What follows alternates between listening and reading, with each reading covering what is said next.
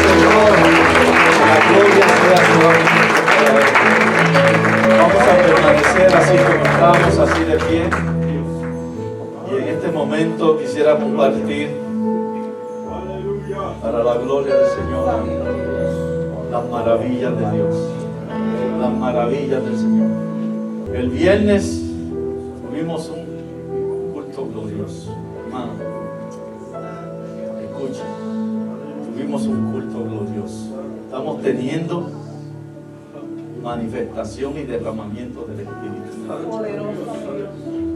Yo voy a pedir a los ancianos, todo aquel que tenga fe en el poder de nuestro Dios, en el poder del Señor, sea enfermedad, sea algún problema, sea alguna situación, para el Señor no es imposible. No solamente sana la enfermedad, sino que también Él resuelve nuestras angustias y nuestros problemas. Así que en este momento, cuando estemos cantando, desea pasar aquí adelante en esa misma fe. Vamos a hacer la oración de fe nuevamente y vamos a ver la gloria del Señor manifestarse en este lugar. El Señor nos está dando muestra que Él está en este lugar, que Él está con esta iglesia y las puertas del infierno no prevalecerán contra ella.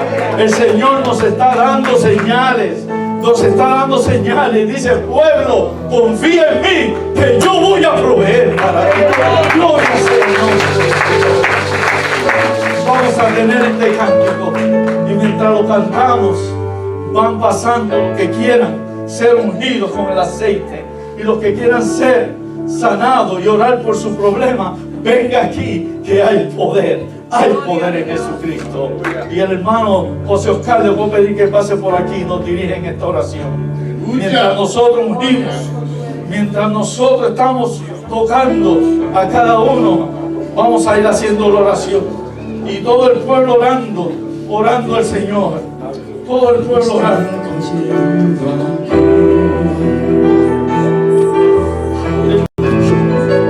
Esto fue sobre mí.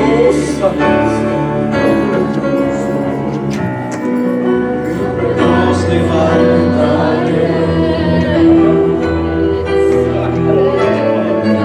y su gloria proclamaré. Padre Santo y Padre bueno, Padre, damos gracias, Dios de los cielos, porque tú eres un Dios glorioso.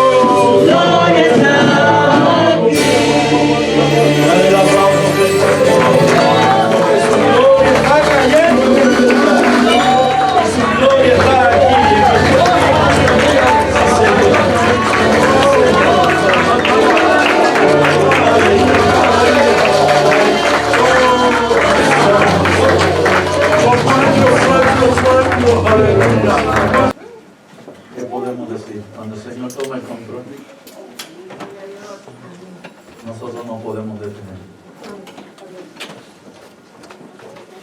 Si hay bendición, significa que el Señor está detrás de todo. Si se manifiesta bendición de Dios y llega a nuestros corazones y mueve nuestro espíritu, el Señor entonces está detrás de todo. Y nada mejor que permitir al Señor que sea el que mueve. Dice la Escritura, todo decentemente y con orden, pero dejar que el Espíritu obre como Él quiere. Así es que el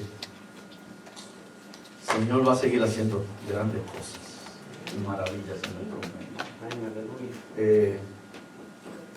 Hoy vamos a compartir la Santa Cena. No es una reflexión que quiero traer de todo lo que es relacionado cuando compartimos la comunión con el Señor. Dentro de la Santa Cena hay dos proyecciones y dos principios que el Señor estableció cuando compartiéramos, cuando Él la enseñó y nosotros siguiéramos compartiéndola unos con otros. Número uno, que dice que cada vez que tomamos la cena del Señor, la muerte del Señor, ¿qué? Anunciamos, recordamos que Él murió por nuestros pecados, sufrió por nuestras angustias, nuestros dolores. Y dice, por su llaga fuimos nosotros sanados. O sea, estamos proyectando a lo que el Señor hizo en la cruz del Calvario. Pero el otro principio que está en la Escritura dice, la muerte del Señor la anunciáis hasta que Él vuelva en gloria. ¿Cuánto estamos esperando al Señor? Porque si no estaríamos perdiendo el tiempo, ¿saben?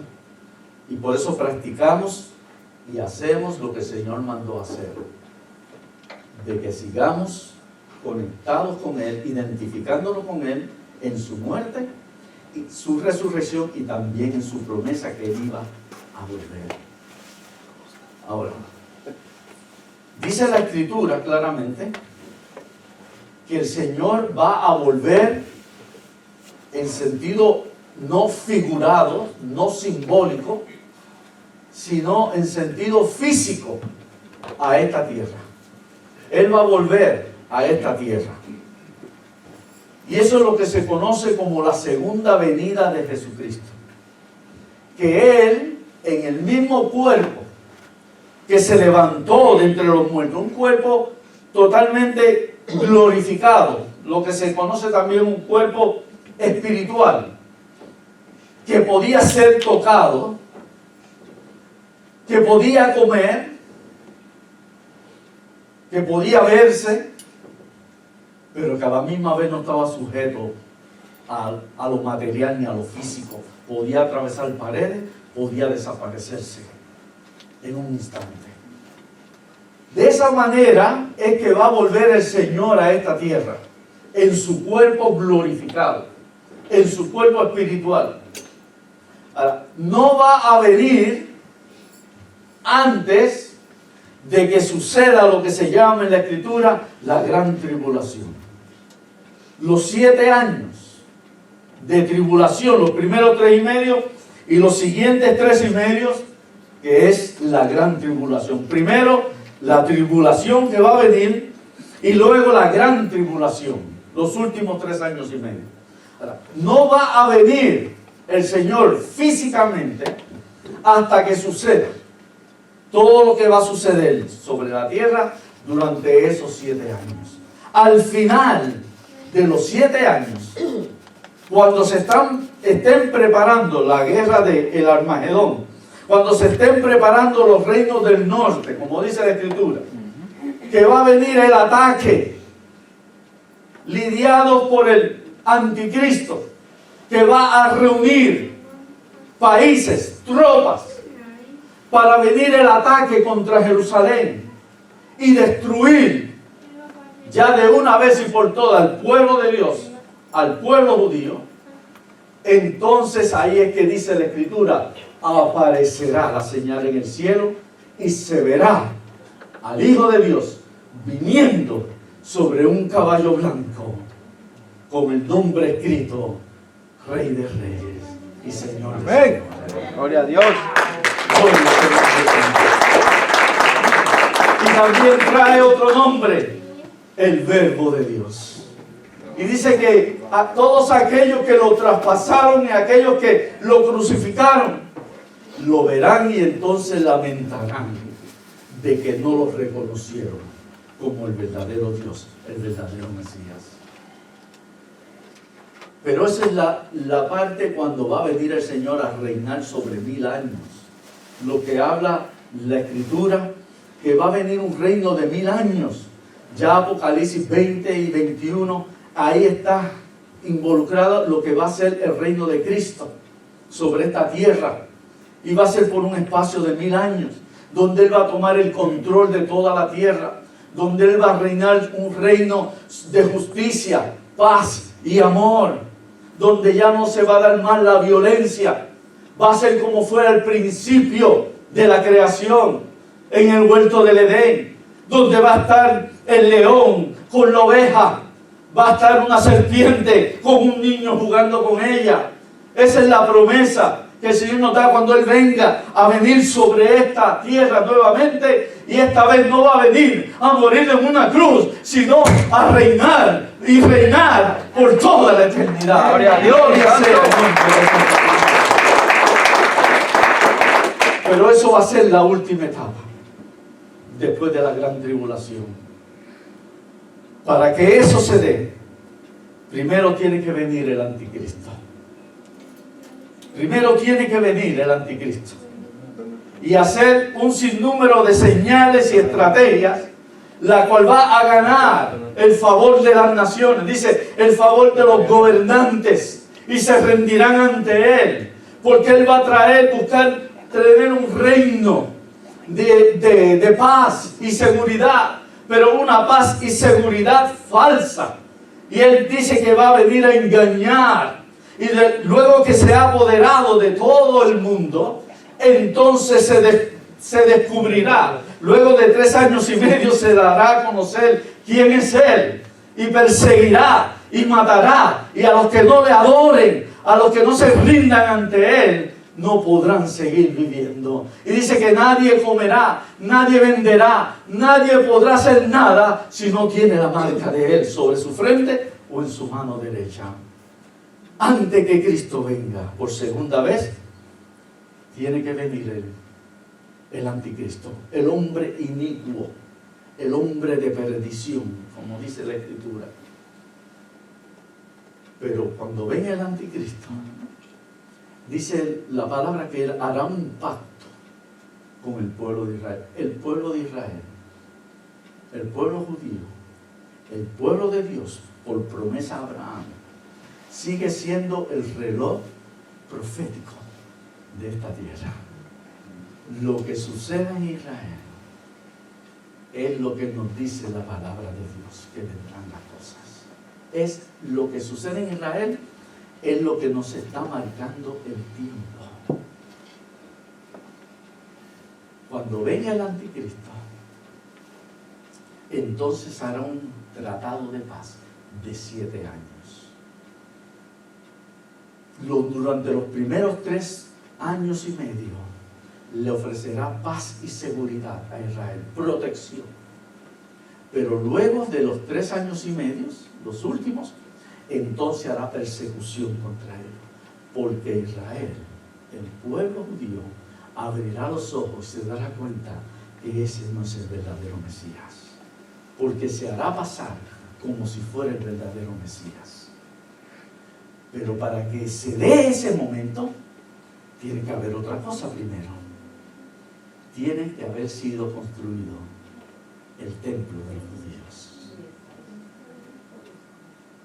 Actualmente no hay templo. Los judíos no tienen un templo donde ellos adoran. Se reúnen en sinagogas y ellos quieren su templo. Cuando Dios le dijo a Moisés durante el desierto, en el monte Sinaí, le dio instrucciones: constrúyeme un templo. que se llamó el tabernáculo. Era un templo movible, hecho de una carpa, de telas, que cada vez que se movía el pueblo, lo arreglaban, lo envolvían, lo movían y luego lo volvían y lo establecían. Hasta que Salomón, por medio de su padre David, construyó un templo permanente. Salomón hizo el primer templo permanente. Tomó 7 años en construcción. Luego pasaron 400 años y vino Babilonia y atacó al pueblo judío y se los llevó esclavos a la gran mayoría. Pero antes de irse, destruyeron aquel templo de Salomón. Se vino todo abajo. Pasaron 70 años en el exilio, el pueblo de Dios, en Babilonia. Y cuando pasaron los 70 años, ya entonces vino otro rey, que no era Nabucodonosor, que fue Ciro. Y Ciro permitió al pueblo, aquellos que querían regresar a su país, a su ciudad de Jerusalén, para que levantaran un templo donde adorar a su Dios. Y después de 70 años vinieron y levantaron un nuevo templo. Ese es el templo que se llama el templo de Zorobabel, que estuvieron a la cabeza construyendo y dirigiendo Esdras y Nehemías. No bien pasaron años cuando se levanta Herodes y por querer ganar fama, popularidad, grandeza y riqueza, reconstruye aquel templo, lo remodela, lo expande, le hace adiciones. El templo de Zorobabel tardó unos 15 a 16 años porque lo hicieron más grande que el de Salomón. Y ahora Herodes tomó 80 años en hacer ese monumento, que se dice que durante ese tiempo ni siquiera Roma ni Grecia tenían un monumento de esa magnitud y esa grandeza de lo que era el templo de los judíos.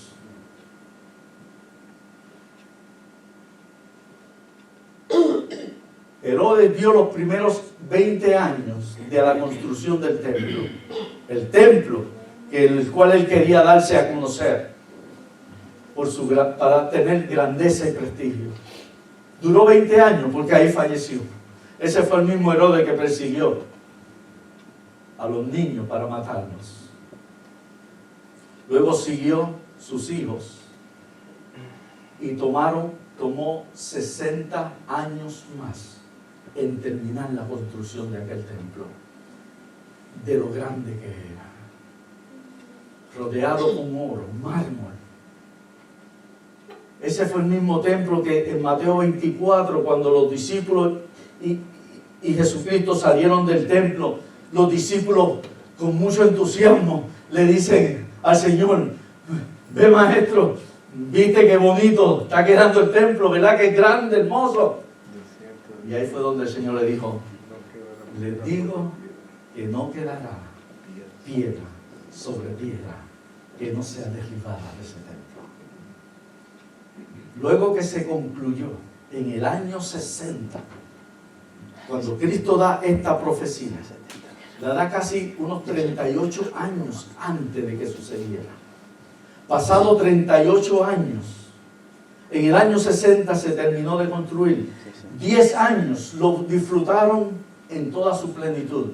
Cuando llegó el año 70, después de Cristo, vino Roma por una rebeldía, una rebelión del pueblo judío contra sus opresores, los romanos. Y aquel templo fue destruido, piedra sobre piedra, como Cristo lo profetizó. Hoy día, si han visto en Jerusalén, lo que queda es una pared, una de las paredes, muro de lo que constituía el templo. Van casi poquito menos de 2000 años que el pueblo judío no tiene su propio templo.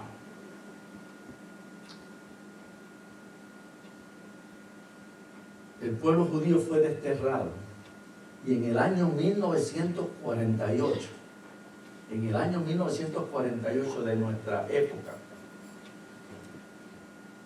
por una manera milagrosa que solo Dios sabe hacer, el pueblo judío ocupó nuevamente las tierras que había perdido.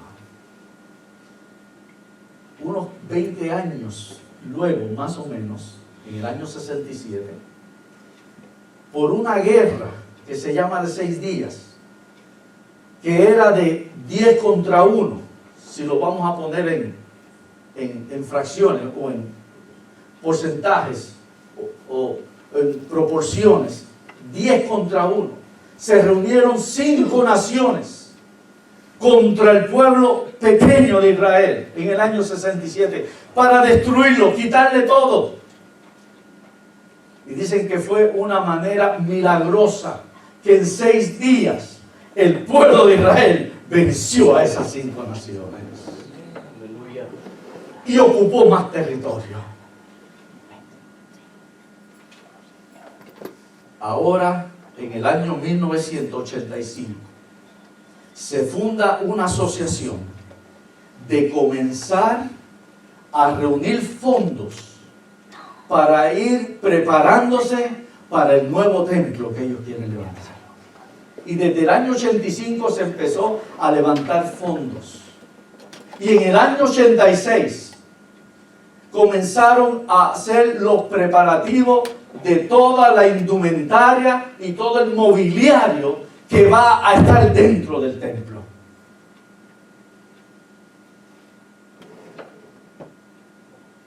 Han pasado, con este año, han pasado 69 años desde que el pueblo de Israel ocupó la tierra en el 1948. El próximo año, 2018, ¿se cumplen cuánto? 70 años. Y ellos se están queriendo dar prisa, porque son los 70 años que estuvieron en el exilio para ir a construir el templo. Ahora están pasando 70 años y ellos quieren el año que viene poder empezar a construir su nuevo templo. Eso es lo que se está dando actualmente. Se han hecho un gasto de unos 30 millones de dólares del fondo de que todos los judíos, como dijo, como le prometió el Señor a Abraham, que tus hijos, tu descendencia se esparcirá por toda la tierra. Judíos de todas naciones, de todos lugares, han estado enviando sus dineros, su ayuda, para que esto se haga realidad.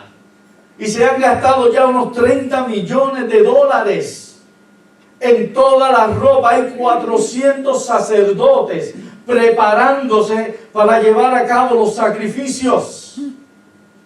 Hay unos 200 levitas que son los asistentes de los sacerdotes, que son los encargados de limpiar el templo y tener todo en orden en su sitio. Toda esa indumentaria la están cosiendo a mano, tal y como dice la Escritura, con todos los detalles. Tienen personas estudiando la palabra de Dios día y noche para que todo se haga conforme a las directrices que Dios le dio a Moisés la primera vez. Se están haciendo todo tipo de el mobiliario que va dentro del templo. Es la mesa de los panes, de la proposición. Está el candelabro, el candelero gigantesco, dicen que pesa más de 1 tonelada, hecho en oro puro completamente. Se gastaron 3 millones de dólares en ese candelero. Y está el altar del incienso que va en el lugar santo. En la parte de afuera está el altar del holocausto, donde hacen los sacrificios con los animales. Está antes de entrar al lugar santo, antes de entrar al templo, ya tienen lo que llaman la fuente de bronce, que es el lavacro, donde se lavan las manos y se purifican antes de entrar al templo. Todo eso lo tienen. Estuve viendo un documental en estos días pasados, donde están trabajando, como decimos, día y noche, artesanos, profesionales de la madera, de los instrumentos, haciendo todos los instrumentos que se usan para tocar, para dar las alabanzas. Y están haciendo el arpa, están haciendo la lírica, y están haciendo todos esos instrumentos a mano. Y están haciendo bellezas, porque están dedicados a que ellos van a hacerlo, porque eso es lo que le va a agradar a Dios. Todo en los detalles. Y entre las personas que entrevistaban, que estaban trabajando, a la misma vez que hablaban, no dejaban de trabajar. En sus instrumentos, en su ropa, en el mobiliario, no dejaban de trabajar. Y dice, tenemos que darnos prisa. Estamos atrasados, venimos de años ya haciendo todo esto, pero tenemos que dar prisa, porque ya pronto va a comenzar a levantarse el templo.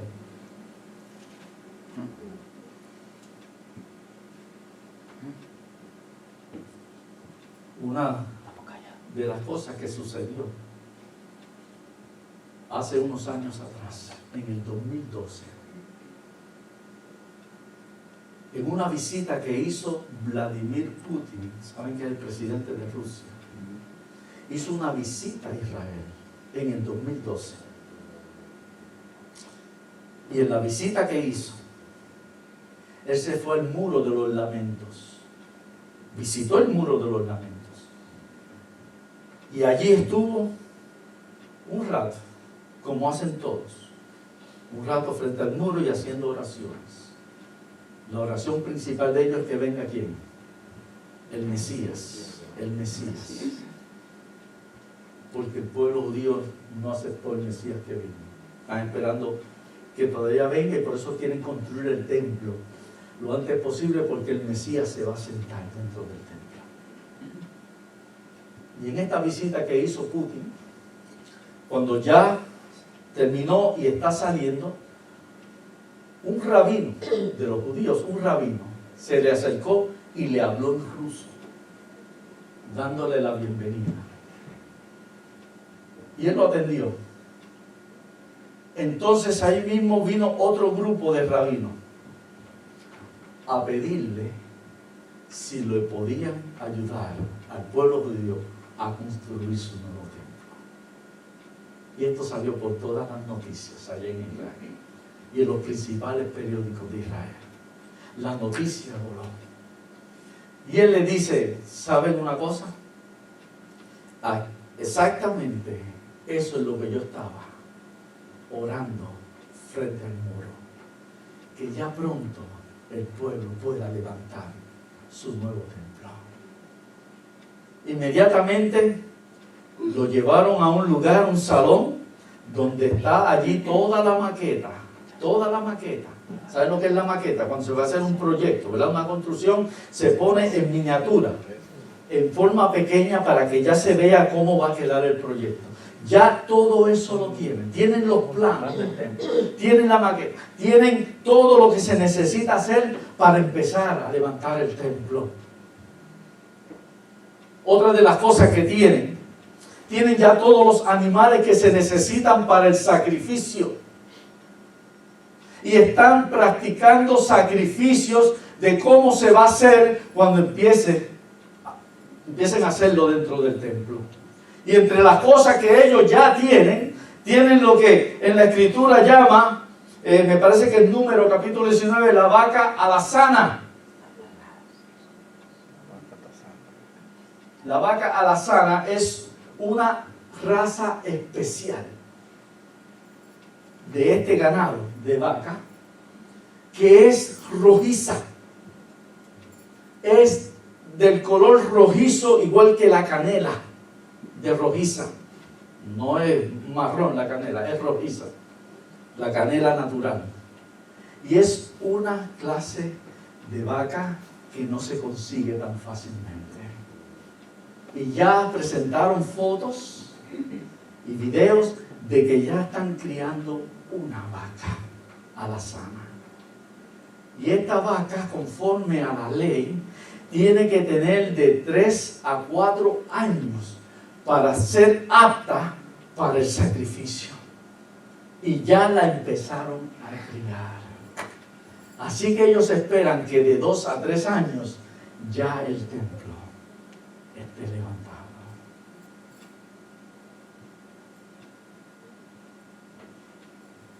Cuando hablan con Putin y lo traen, el propio Sanedrín, el Sanedrín, ¿saben quién es el Sanedrín?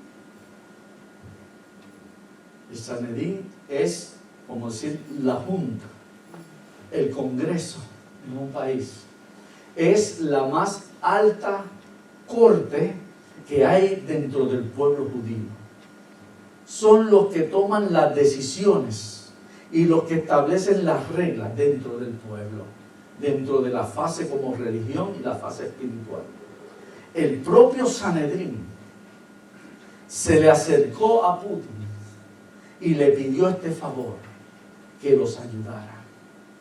Se comunicaron con ahora el presidente Donald Trump y le solicitaron que si cuando llegara a ser presidente le podía ayudar a ellos, junto con Putin, a construir su nuevo templo. Ahora, pero ¿por qué Putin tiene interés en el pueblo judío?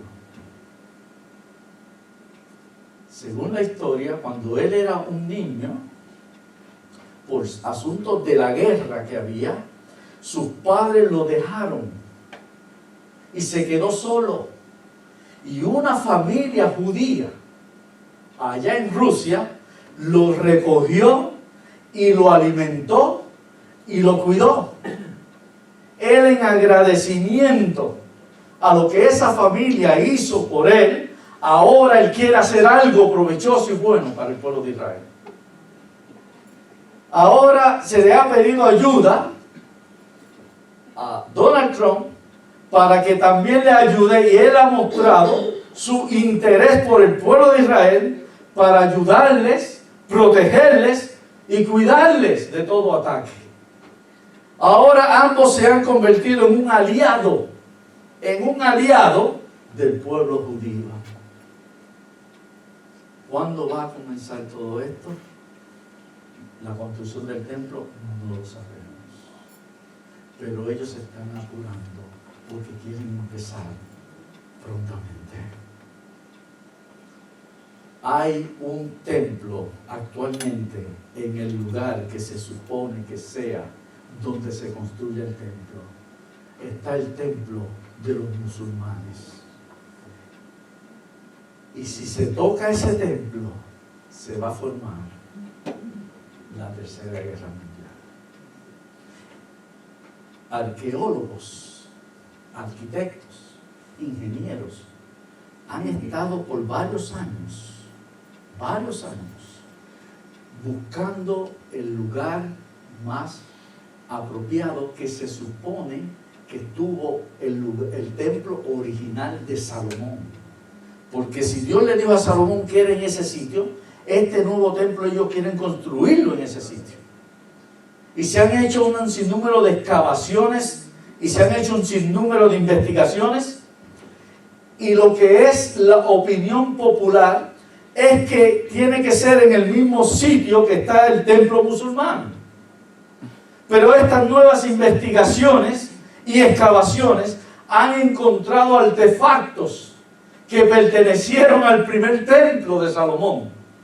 Y donde han encontrado esos artefactos y han hecho medidas y tiene todo el espacio exacto para construir el nuevo templo, no está en los predios donde está el templo musulmán.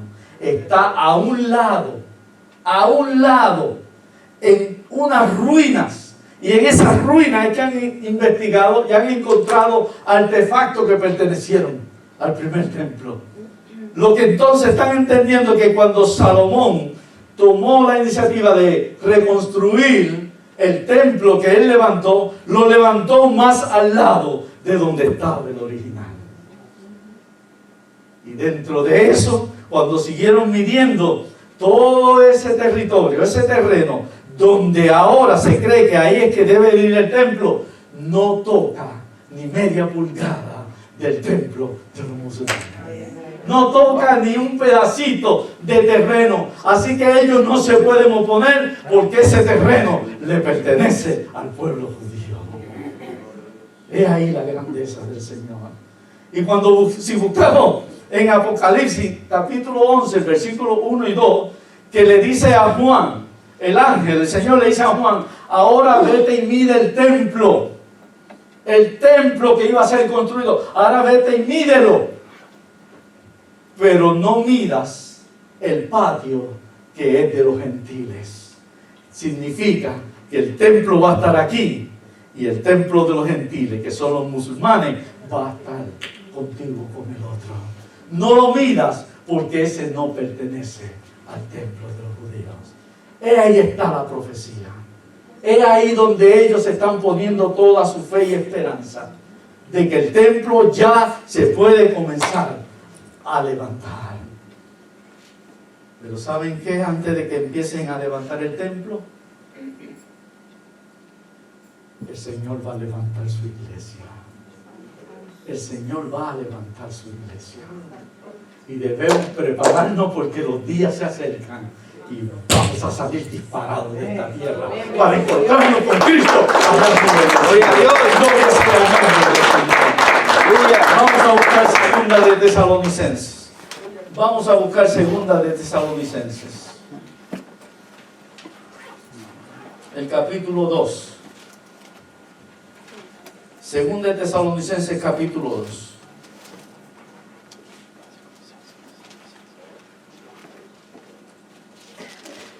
Versículos del 1 al 5. ¿Lo tenemos todo? Dice así la palabra del Señor.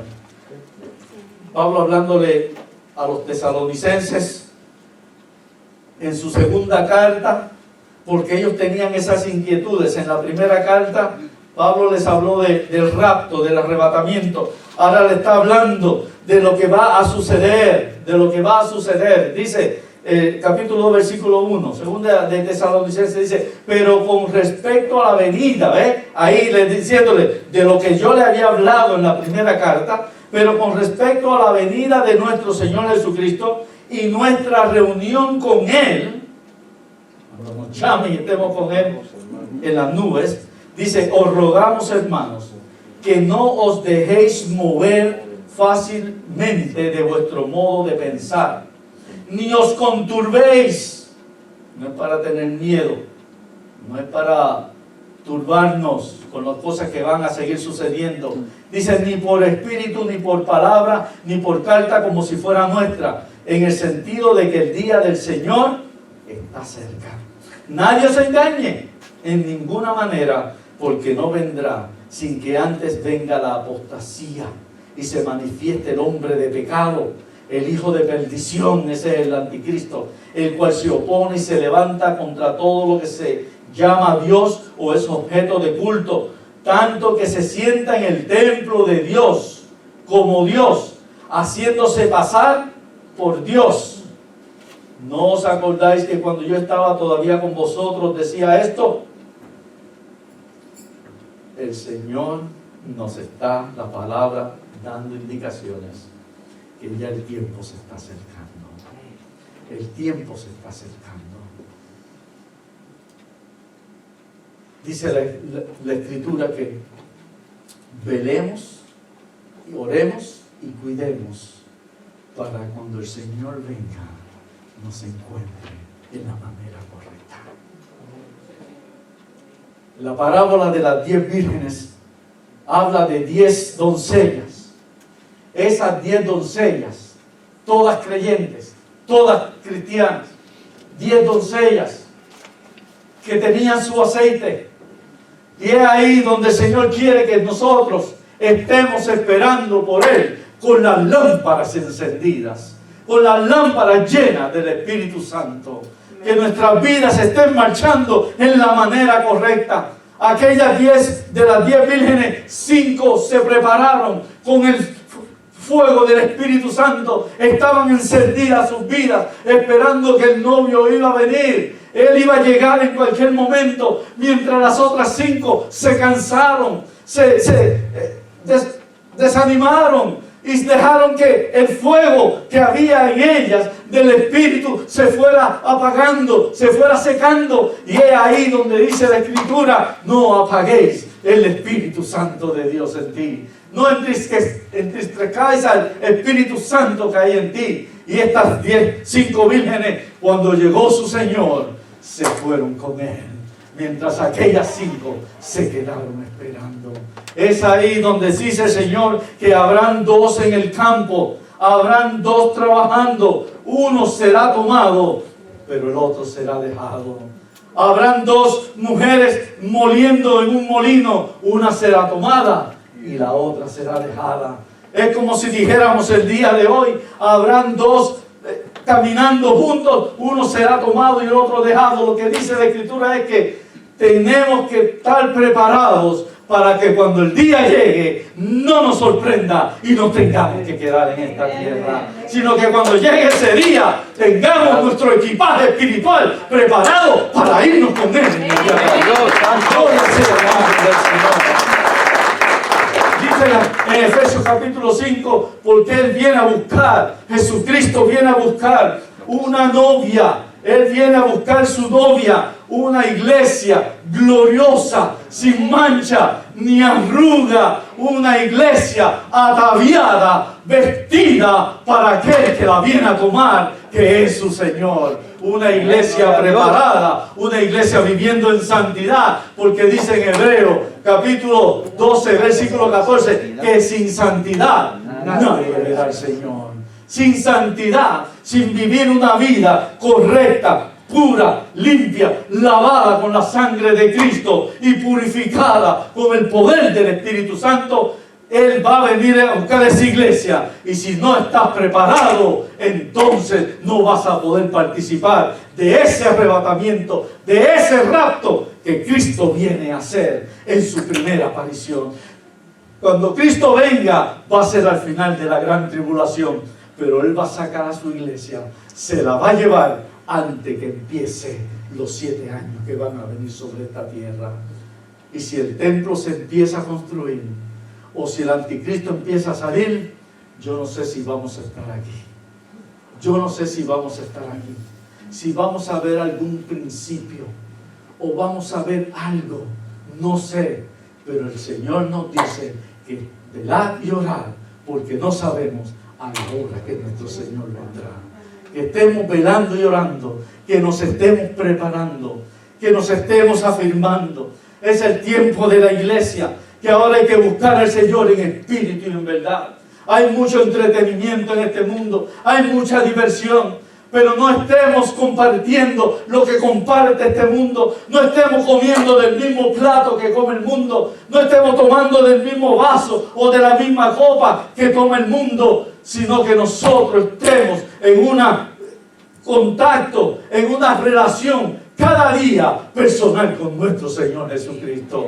Es el tiempo que la iglesia, ahora más que nunca, debemos estar unidos, trabajando con un mismo sentir y con un mismo fin, y es para glorificar el nombre de nuestro Señor. La iglesia tiene que prepararse. Cristo viene pronto por su iglesia. Ya se está oyendo hace poco, oyendo las noticias por la televisión, que se estaba ya diciendo que ya pronto va a empezar un nuevo sistema de gobierno, un nuevo orden mundial que va a traer paz y seguridad sobre este mundo. Ya se está hablando de eso en las noticias, y la Escritura dice que cuando se escuche paz y seguridad, entonces vendrá el fin. Entonces vendrá el fin. Por eso los mismos medios nos están dando señales de lo que nos dice la palabra.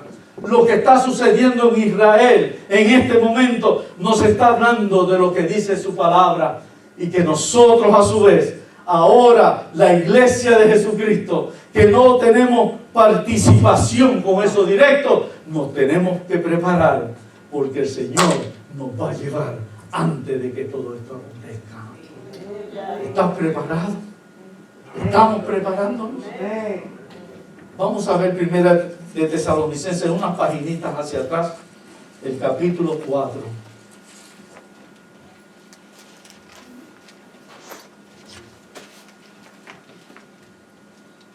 Dice el versículo 15 en adelante: por lo cual os decimos esto en palabra del Señor, que nosotros que vivimos, que habremos quedado hasta la venida del Señor, no precederemos a los que durmieron. Aquellos que ya murieron, aquellos que ya se adelantaron a nosotros. Dice, eso es lo que llaman durmieron, los que están ahí, que ya murieron, pero están ahí pendientes, sus cuerpos. Dice el 16, porque el Señor mismo con voz de mando, con voz de arcángel y con trompeta de Dios, descenderá del cielo, y los muertos en Cristo resucitarán primero. Luego nosotros los que vivimos, los que estemos vivos para ese momento, los que hayamos quedado, seremos arrebatados juntamente con ellos. ¿Dónde? En las nubes, para recibir al Señor en el aire. Y así estaremos ¿por cuánto tiempo? Estaremos siempre con el Señor. Miren el 18 que dice: por tanto, tengan miedo. Por tanto, pónganse tristes porque van a dar este mundo. Por tanto, porque van a dejar la diversión. Por tanto, no se sientan muy animados. Nos dice, por tanto, ¿qué? Alentaos los unos a los otros con estas palabras. Que cada uno nos motivemos. Que cada uno nos busquemos y hablemos de las cosas que tenemos que hablar. De las cosas del Señor. De las cosas, si empezamos a hablar de las cosas del Señor, no vamos a tener tiempo para hablar de otras cosas. Vamos a hablar cosas que van a glorificar el nombre del Señor, las maravillas del Señor. Y de esta manera la iglesia se va a preparar para cuando el Señor diga, ahora es, nosotros salgamos de este mundo y nos encontremos con Él allá arriba en las nubes, para estar con nuestro Dios por toda la eternidad. Amén. Cuando Él se fue despidiendo al cielo, después que resucitó y estuvo 40 días sobre la tierra, cuando se estaba despidiendo, Él dijo, y ahora he aquí, yo estoy con vosotros todos los días de su vida hasta el fin. En el capítulo 14 de Juan empieza diciendo, y yo vendré y os tomaré a mí mismo, dice Él. Él mismo se va a tomar a sí mismo. Nos va a tomar a su iglesia, porque la iglesia es el cuerpo de Cristo. Amén. Y Él dice, yo tomaré a mí mismo para que donde yo estoy, vosotros también estéis. Mientras estemos en esta tierra, Él prometió estar con nosotros. Cuando ya no estemos en esta tierra, entonces estaremos con Él por toda la eternidad. Démosle la gloria.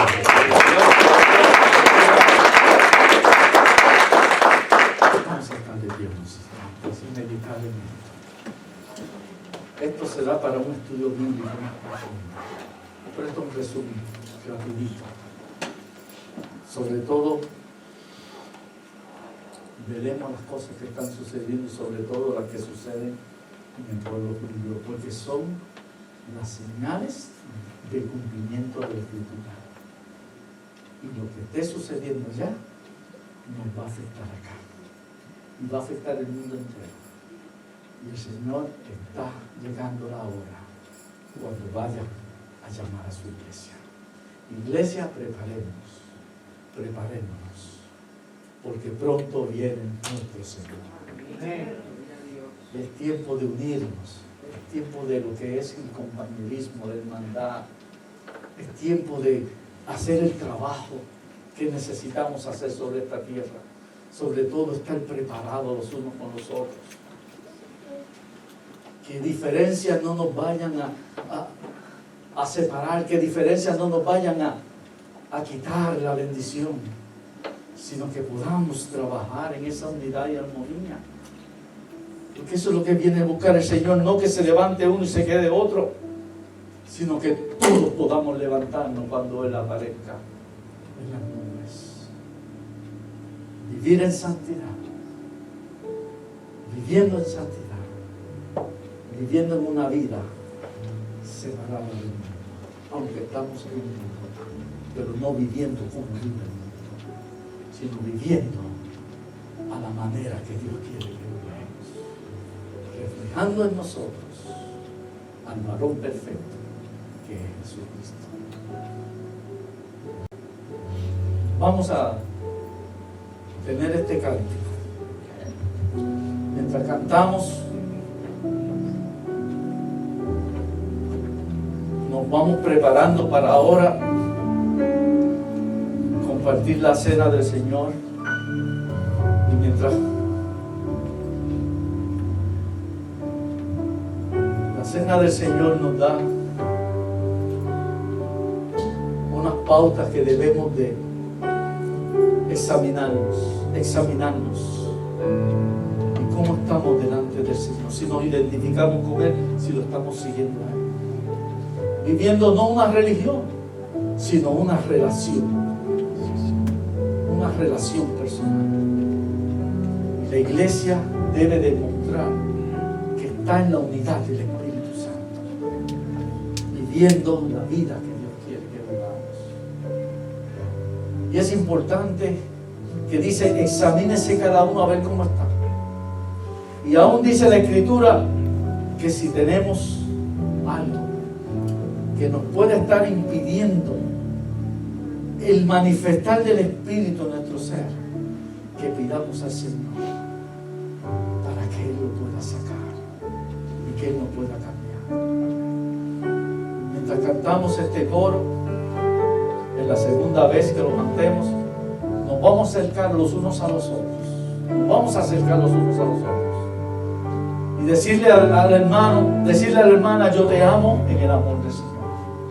Y si alguno tiene que decir, perdóname si en algo te he ofendido, si en algo he hecho que no ha sido de tu agrado, perdóname, pero yo te amo y quiero que trabajemos juntos para el Señor y para que la obra del Señor se pueda lograr en esta tierra. Y equiparnos, mantener nuestra maleta espiritual preparada para cuando el Señor nos lleve a su presencia. Vamos a cantar.